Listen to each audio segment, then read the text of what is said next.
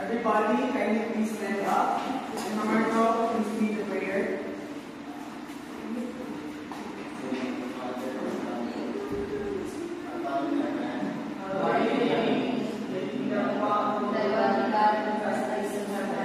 Give us this day our daily bread, and forgive us our trespasses, as we forgive those who trespass against us. And lead us not into temptation, but deliver us from evil. Amen. Father, Son, and Holy Spirit. Okay, good afternoon, grade 10 Kabongay. Good afternoon, sir. Good afternoon, classmates. Good afternoon. Please arrange yourselves and pick up some pieces of papers behind the chairs, underneath your chairs, then you may take your seats. Thank you, sir. Who's your leader here? Thank you, sir. Very sorry. Can you please let me check the attendance? I have here prepared a set of rules for my class. Everyone please read. Arrive on time. Listen attentively. Raise hand before speaking. Respect everyone. Use kind words and actions. Follow directions. Participate actively. Collaborate positively. Do your best. Keep classroom tidy. Are my classroom rules clear? Yes, sir. Okay, but before I proceed to an activity, do you have any idea what was our previous topic last meeting? Anyone? Anyone? Yes, Brian. Our last topic, last meeting, sir, was all about components of insurance. Yes, very good. Our last topic last meeting was all about the components of consumer health. So now, let's proceed to an activity which is called Guess Who. Everyone, please read the instructions. The teacher will present the keywords and the definitions at the same time. The students will identify what definitions suits better to selected keywords. So I have here prepared 5 different questions which is connected to our topic. So the first question is, Diet. who knows the answer of what is diet? Yes, everyone. Letter A, combination of foods and drinks a person regularly consumes often, planned to meet specific health, fitness, or personal goals. Letter B, a physical activity that enhances or maintains physical fitness, overall health, and well-being. Letter C, person's overall emotional, psychological, and social well-being. What is your answer, John? I think, sir, letter A. Is letter A the correct answer? Yes. Anyone? No. What is the answer? Letter A, please. Letter A? Okay, let's check. You're right. So let's give Petron a McDo clap. Who knows the McDo clap here? No, sir. None, sir. So the McDo clap is like this. 1, 2, 3. 1, 2, 3. Love Coco. Okay, kayo daw. 1, 1, 2, 3, go.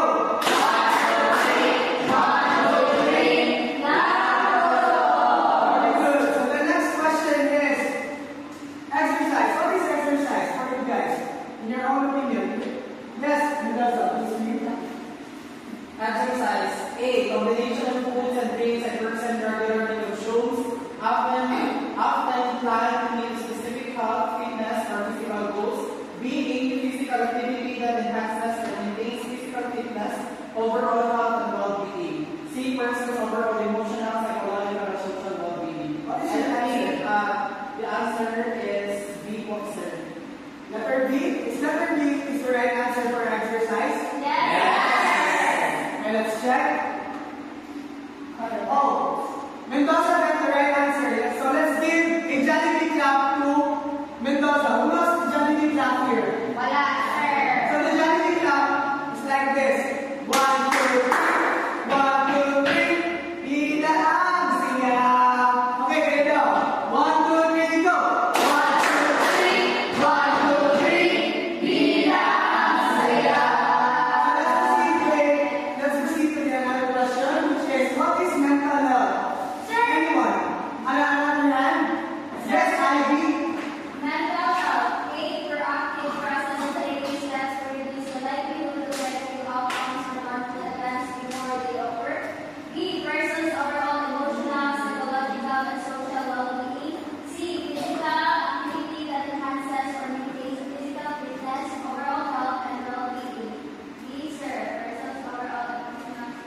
Is Ivy correct? Yes, Are you sir. sure? No, Are you sir. sure? No, sir. What is your answer? Because no, sir. I am not sir. Letter B, sir. Okay, let's check if Ivy is correct. Yes. Josh, Ivy is correct. Let's give a round of applause for Ivy. So let's proceed to another question. And I go to the bathroom. Okay, we will go to the bathroom. So let's proceed to the another question, which is, what is prevention for you guys? Yes, Sheila. A prevention. A assistant rules and principles established by a society or government to regulate behavior, maintain order, and ensure justice. B. General direction in which something is developing or changing over time. C. Proactive process of taking steps to reduce the likelihood of negative outcomes or harmful events before they occurs. What is your answer? C, is C correct? Yes, Are you sure? Yes. Okay, let's check Ashina's answer. C, proactive process of taking steps done. Ay, tama. So let's give a lion dance clap to Sheila. Who knows the lion dance clap here? Wala ba? So ito yung lion dance clap. 1, 2, 3, roar. 1, 2, 3, roar. 1, 2, 3. Okay, Lope. 1, 2, 3, go. 1, 2, 3, roar. 1, 2, 3, roar. 1, 2, 3, roar. Very good. So let's proceed to the last question, which is, what is law? Yes, Namarco. A system of rules and principles established by society or government to regulate behavior, maintain order, and ensure justice. B.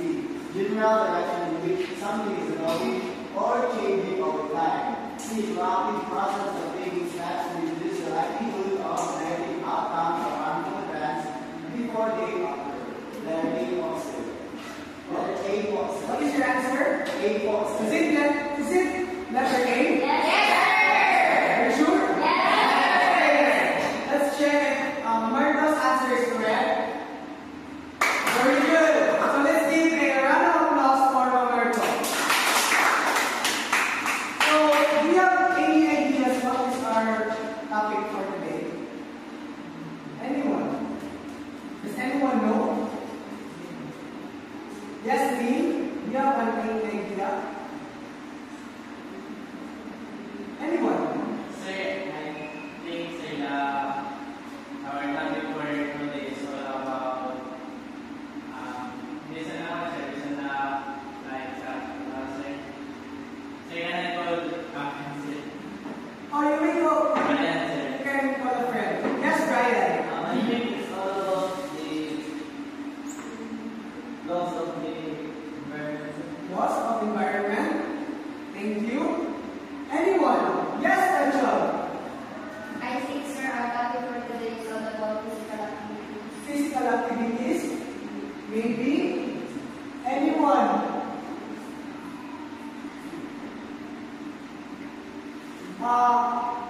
Walang nakakalam kung ano yung topic natin ngayon?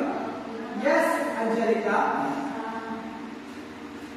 Ways to manage grants, issues, and concerns, sir. Very good. So, our topic for today is all about ways of managing. Issues, grants, and concerns. So, thank you, Angelica.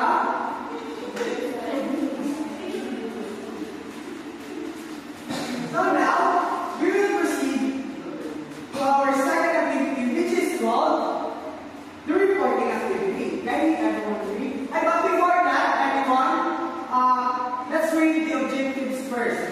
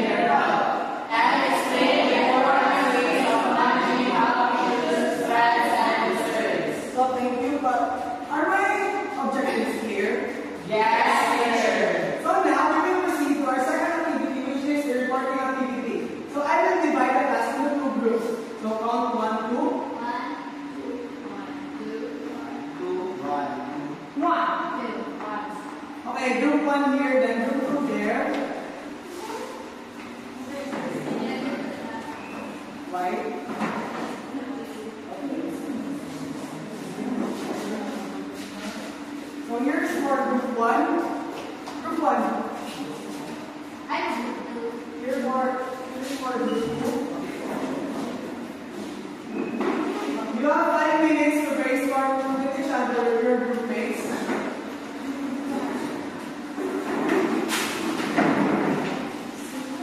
Good afternoon, sir. Sorry we're late. We wake up. Why are you late? Let me help you. Why are you late? Sir, nagbasa po kami ng paper ng yes, sir. Your group 1, group 2, then bukan your group 1. Okay, sir. Classmate, ito po yung group 1.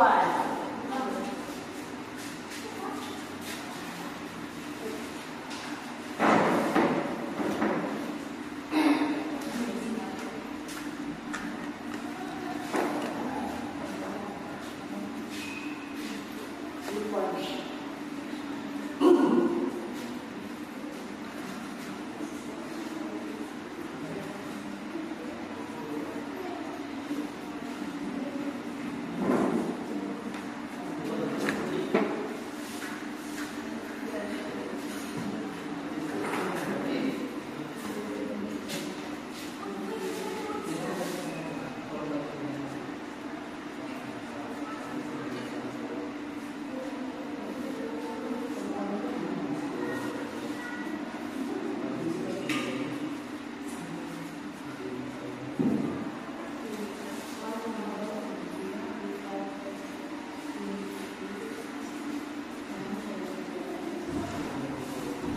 Within the 2 groups, you may choose 2 representatives to discuss.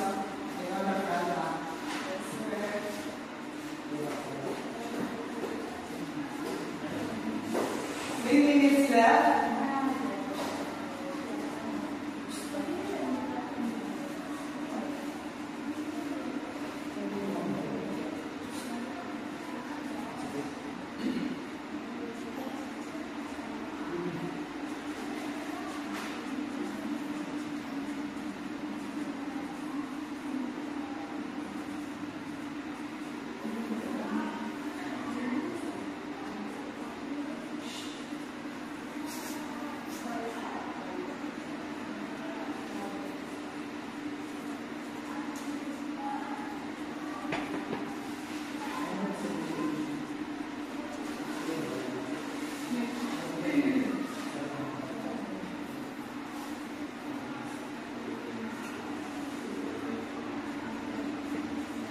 Two minutes left.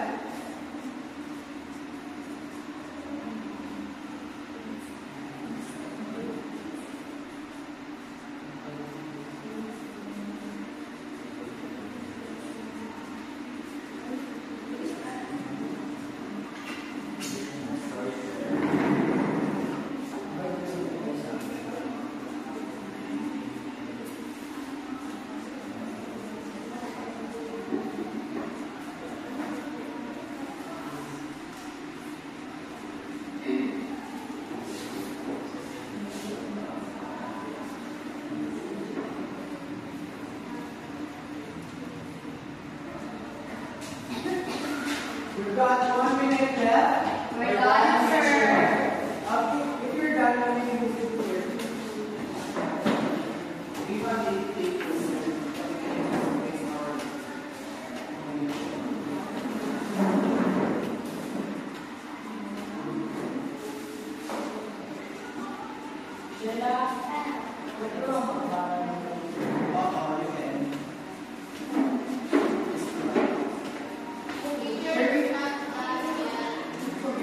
Okay.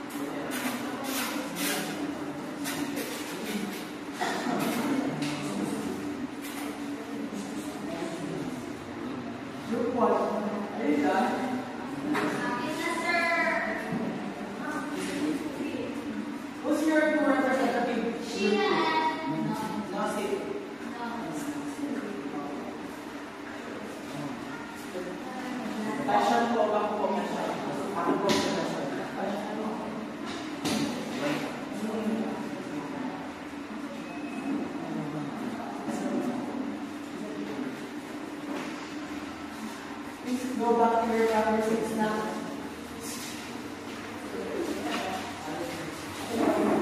And then group 2, you're the first to discuss that.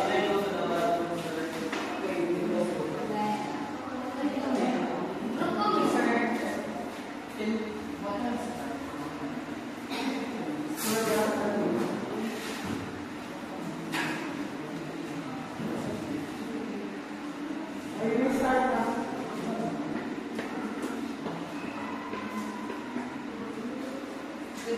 Good afternoon, everyone. So the assigned tasks for us are the laws for Implemented by the government. Here are the laws that is being assigned to us. the first one is the Seatbelt Use Act of 1999 or the Republic Act 8750. So this act aims to secure and safeguard the citizen, particularly the passengers and drivers of private and public motor vehicles from the ruinous and extremely dangerous effects of vehicular accidents. So this act it was implemented by the government, of course, to secure and safeguard the citizens of the Philippines, especially the Philippines. The second one is the second law that the government implemented was Comprehensive Dangerous Drugs Act of 2002 or Public Act number 9165. It implies here, and this law implies that this law implemented to ensure protection and awareness of those people who is being engaged or experience this kind of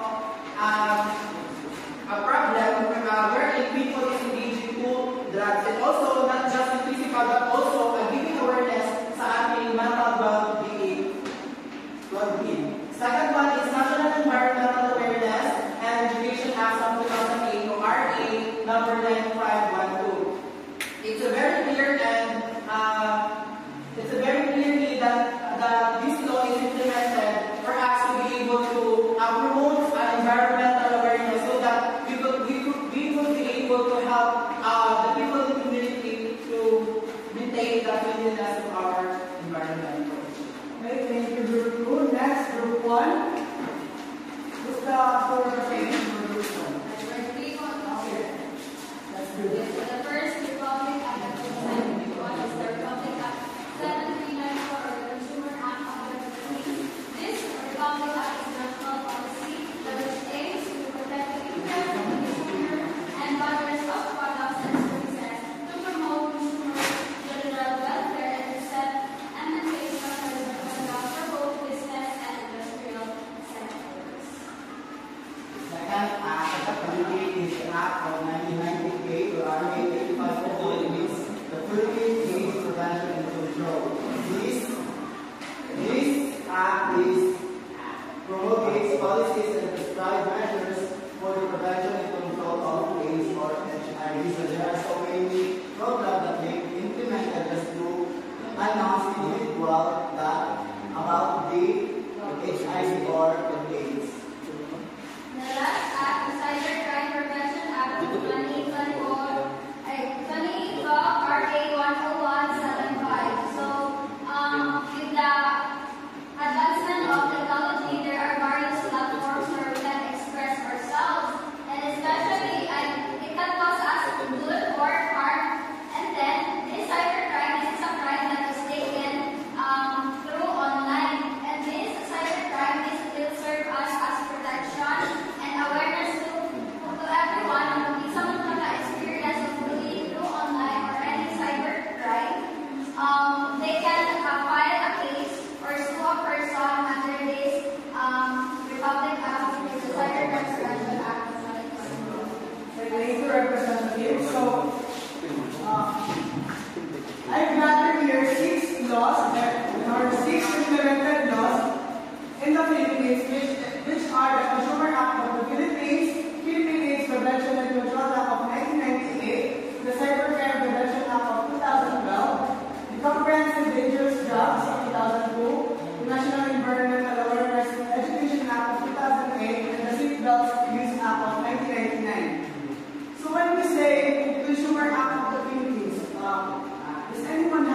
any idea? Does anyone have any ideas about this law? Anyone? About the Consumer Act of the Philippines? You said earlier that, who's the representative of the Consumer Act? You said earlier that It aims to protect consumers by products and services that promote general welfare for all of consumers. thank you. You're right, but the Consumer Act of the Philippines was enacted in 1992 in the Philippines, which means that it protects consumers against healthcare, against hazards to the products of the which consumes to the consumers. So let's proceed to the next law, which is Philippine AIDS Prevention and Control Act of 1998. So this law is an promulgating act or an law which protects who are affected or who are experiencing HIV or AIDS, disclaimer for the disease. This law is used to safeguard those who are affected or the people who is experiencing this kind of diseases. And then the next one is the Cybercrime Prevention Act of 2012. Does anyone know here what are cybercrimes? Examples of cybercrimes? Cyberbullying, correct? Anyone? Yes, Mendoza. Scam, yes. That is a cybercrime. Anyone here? Online harassment. Yes, online harassment. Very good. Child pornography. Another disclaimer, but sorry for the words, but it is correct. Anyone here? Does everyone have idea about Cybercrime Prevention Act law? None? Yes, Mendoza? We all know that not just Philippines but the whole world globally, we are advancing technology so that everything can be posted online. But we need to ensure that what we are posting is we should always think before we click, and also that what we post online we should ensure that we couldn't harm other people. And if we experience this law implemented by the government would help us to address those technical picture problems. Very good. So dapat ingatan nyo palagi kung ano yung ginagawa nyo through online. Dahil ito ay nakakadulot ng mapunta kayo sa mga masamang gagawa kayo mga gawain. Kaya iwasan nyo na lang kung ano yung gagawin nyo. So the next one is the Comprehensive Dangerous Drugs Act of 2002 or the Republic Act 9165. Does anyone here know what is the Republic Act 9165? Yes, Angelica? It is an act implemented by the government that promotes progressive that nagbibigay ng mga protection, mga preventive measures on how to address or prevent yung mga cancer that's like shabu or mga cancer. Tama yung sinabi ni Angelica dahil itong law na ito ay nagbibigay ng prevention para yung mga, especially yung mga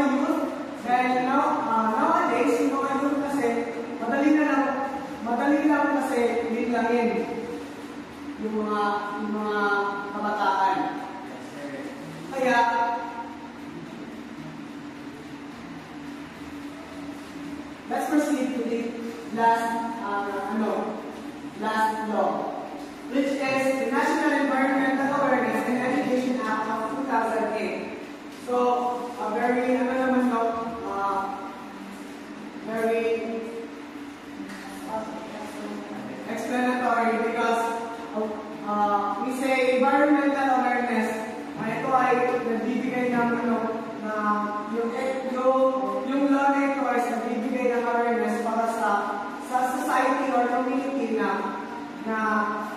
yung mga care is nagbibigay ng mga event just like clean up drive. Ano ba? Clean landing, yes. Meron pa ba?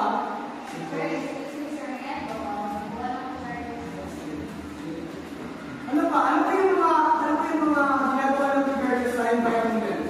Yes, Mendoza. Government nagpapalak po sila sa emotion protection, awareness protection. Yes, very good. So let's proceed to the last topic, which is the Seatbelts Use Act of 1999. So, meron bang nakakala kung ano yung Seatbelts Use Act of 1999 dito? Anyone? Another hand? Yes, Karen? This act is aims to secure and safeguard citizenry. This act feature is pinapakatan ang security sa sasakyan, especially if magbabiyahe ka. Very good. Tama yung sinabi ni Karen na pinakahalaga talaga ng gobyerno yung buhay ng mga tao kasi pag nagbabiyahe tayo, kailangan tayo gumamit ng mga seatbelts para safety tayo sa biyahe.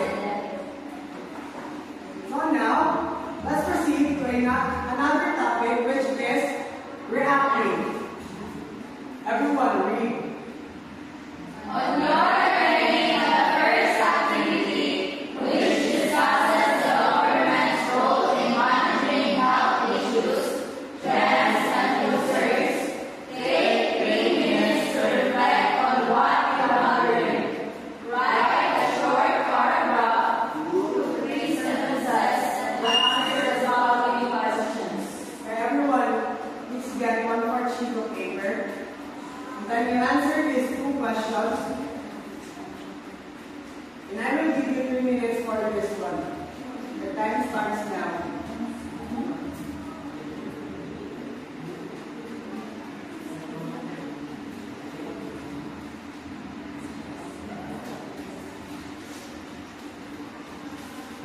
One minute and 30 seconds left.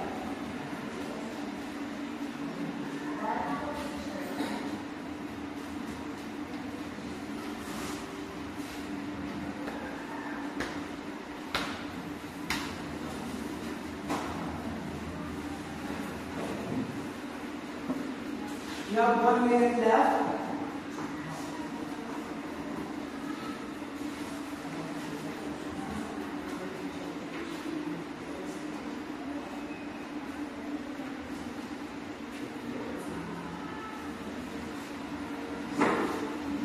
Thirty seconds left.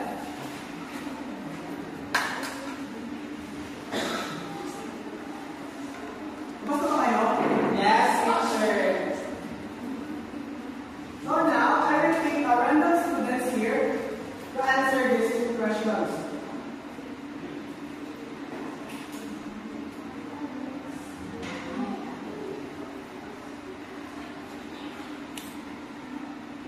Tayo.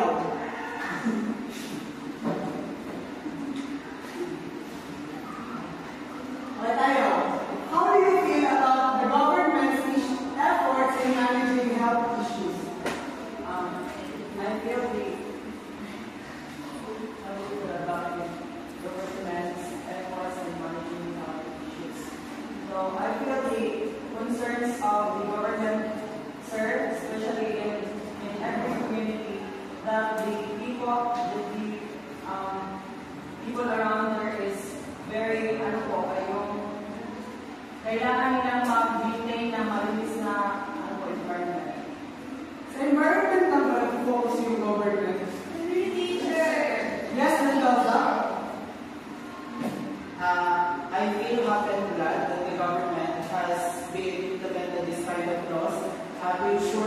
everyone's protection and give us an awareness about nature. And I could say that the government has been a helpful tool for as a people in the community so that we could be happy and have this freedom of nature. Okay, thank you, Mendoza. What about number 2? Betchon.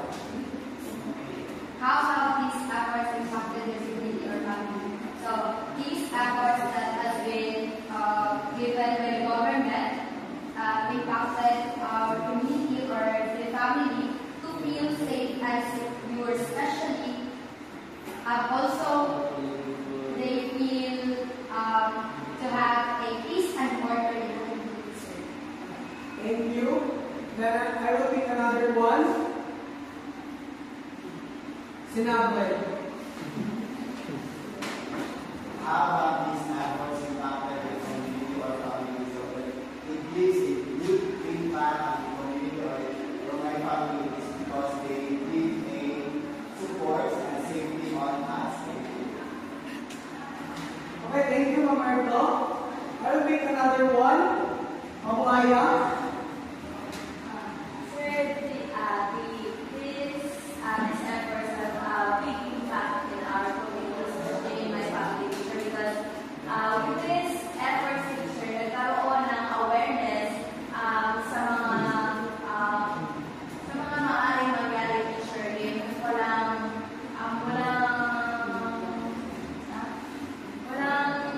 alam ang isang pamilya sa safety. Tama lahat yung mga sinabi ni Mama. Yung gobyerno natin is gumagawa ng mga paraan para sa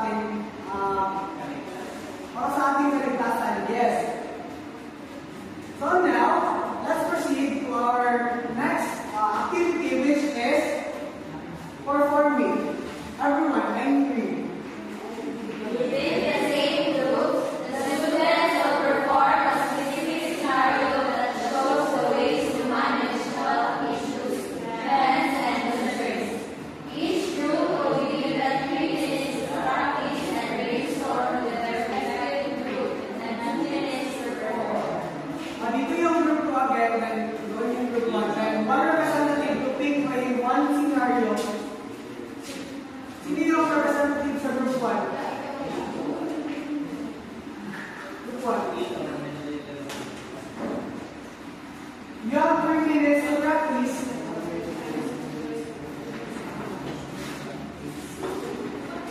And here's your criteria for the activity.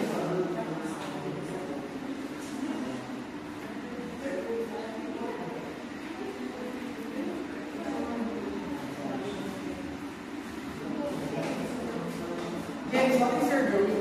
1, sir. What are you Group 1. Section, what is your group? Please avoid using the phone.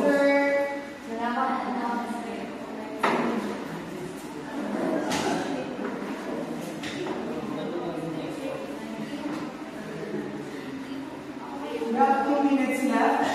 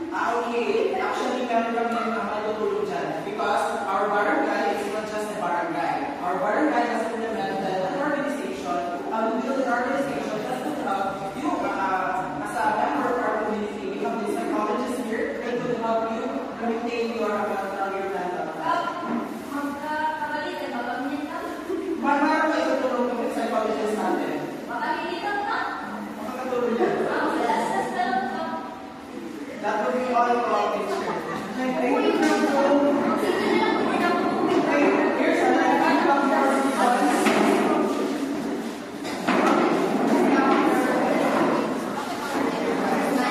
Cheers properly. Hold your seats. 5, 4, 3, 2, 1. Okay, here's my feedback for group 1. I love the creativity of group 1 on how they project their scenario, but some of your teammates did not cooperate well. So here's your score. Creativity 8, accuracy 9, teamwork 8, organization 6. The total of, okay, 8 plus 9, plus 8, plus 6, total of 31. 31 over 40. So sa group 2 naman, maganda din yung scenario nila, then again, yung members nila. So, creativity 8, accuracy 8, ilan na? 8. Tapos teamwork 9, tapos organization 7. Total of 32 out of 40. So, ano nga yung what are the 6 laws implemented in the Philippines? Yes, Rachel? Maybe big one. Sige, dalawa na lang.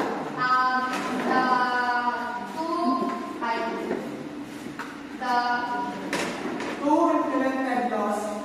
The first one is the Comprehensive Dangerous Drugs Act of 2002, the Republic Act number 9165, and another one is the National Environmental Awareness and Education Act of 2008, the Republic Act number 9512. Okay, thank you. So now, what does Republic Act 8750 implies? I will be clear. Karen? The RA Republic Act 8750 implies that secure and safeguard of the citizenry in terms of physical use. Thank you, Karen. Then the next one is Teacher.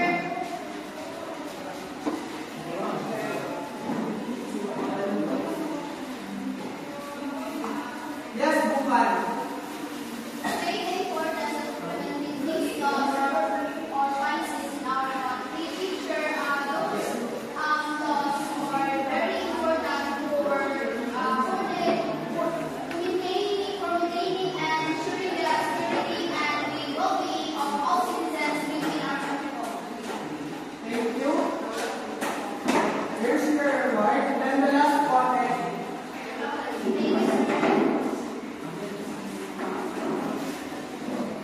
yes, Mendoza. Okay, how can individuals who are actively addressed on other sexual behavior? They can address it first. A person, an individual should have this attitudes or behavior as self-discipline. Or if we couldn't address this, we could ask a professional who can help us to address this kind of issues. Thank you, Mendoza. So now, please get one more sheet of paper. 1/4, sir. Let's go. 1/4. 1/4, sir. Then answer this questions.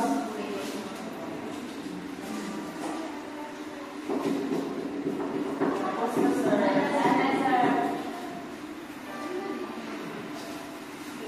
That was sir. Okay, please pass your papers in front.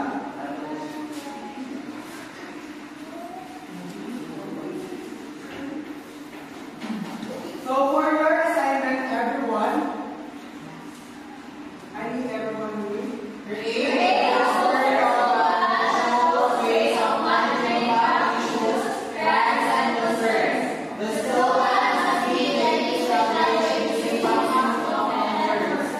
Right?